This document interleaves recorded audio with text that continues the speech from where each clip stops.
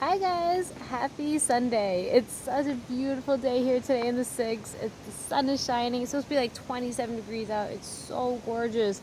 And so I just wanted to take today to be outside and answer a question that came in. And it was, what is my experience riding the 2019 Yamaha R3, my baby right there.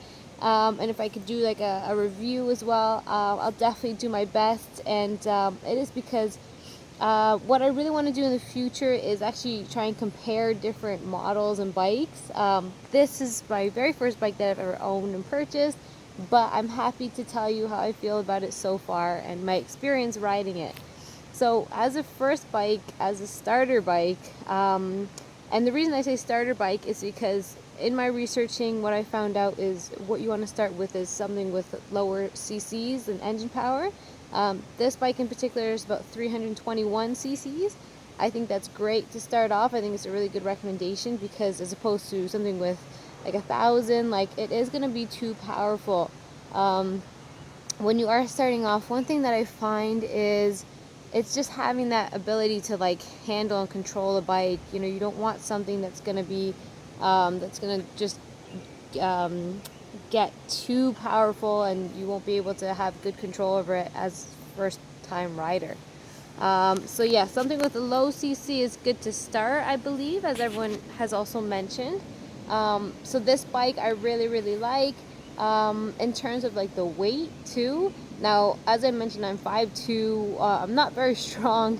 In the beginning, it does feel heavy, but one thing that I find is once you get a really good handle on the bike, the bike is 378 pounds, which yes is heavy, but again, once you get a good grasp of riding and handling it feels light, and it's gonna feel light compared to other models, I believe.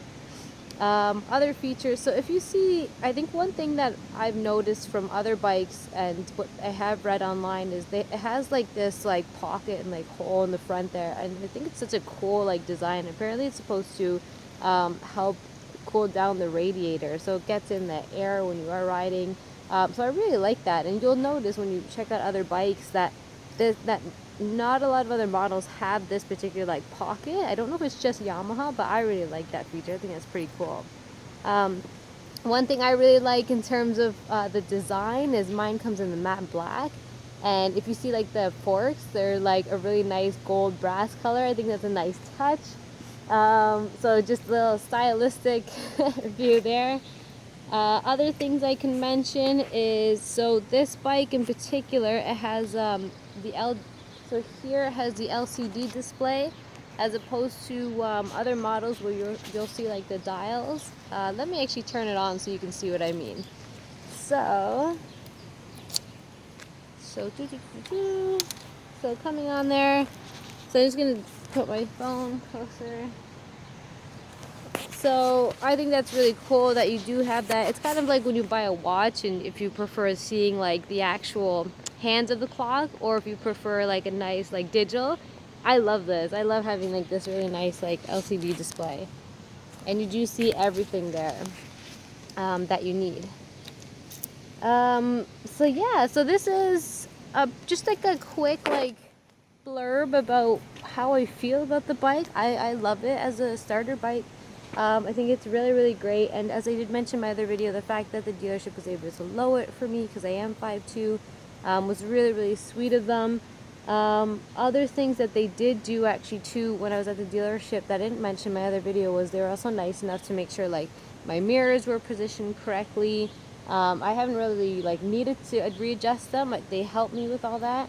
Another thing that they did was also the kickstand. I found that again, like, and if you do buy it used, these are just little things to consider, but when you buy it new, or if you buy it used at the dealership will be able to help you with these small adjustments. There's even my kickstand that they helped me to, it was positioned really well, not really awkwardly, but they helped me so that I could actually get like my foot to kick it out, which is something minor, but I thought that was like nice of them to be able to help me adjust that. Other items, I can't really come up with any more right now. Like I really wish I could compare it to like a Kawasaki Ninja or a Suzuki or a Honda CBR 300. I've heard is a really nice starter bike as well. I almost got that one. But if anyone owns these other bikes and has any comments that they want to share about how their experiences are with those bikes as the starter bike, let me know, and let me know what you think I should actually like upgrade to when I am ready, because I love this bike. Again, such a great starter bike for someone who's short, for someone who's not very strong. Yeah, if you have any recommendations, if I should stick with Yamaha and go eventually to like an R1, if I should try a different brand, put in the comments below, because I'd love to hear from you. Thank you so much for watching this video, guys, and if you have any questions or if you do have any comments, you feel free, and I'm happy to get to them always.